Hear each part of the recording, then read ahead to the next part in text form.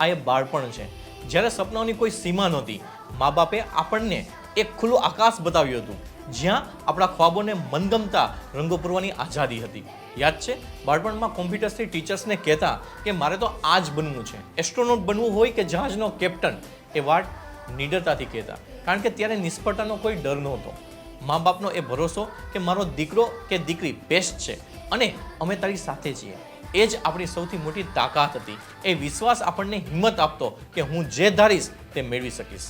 પણ મોટા થયા પછી એ જ સપનાઓને કેમ એક્સપેક્ટેશનથી બાંધી દેવામાં આવે છે?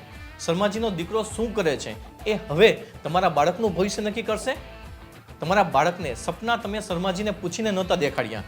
તમારા બાળકની સફળતા ફક્ત ડૉક્ટર કે એન્જિનિયર બનવા પર જ નિર્ભર નથી. બાળપણમાં મા બાપ દરેક લડાઈ લડવાનું શીખવાડે છે, પણ આજે લડાઈ તેમની સાથે જ છે. અને જ્યારે વાત પોતાના પેશન અને પેરેન્ટ્સમાંથી કોઈ એકને પસંદ કરવાની હોય, ત્યારે સપનાઓને જ બલિદાન અપાય છે. આજે બાળકોને માતા પિતા પાસેથી ફક્ત એક જ વસ્તુ જોઈએ છે, તેમના સપનાઓને સપોર્ટ. જો તમે તેમના સપના જોવાની આઝાદી આપી છે, તો તેને પૂરા કરવા માટે સાથ પણ આપવો પડશે.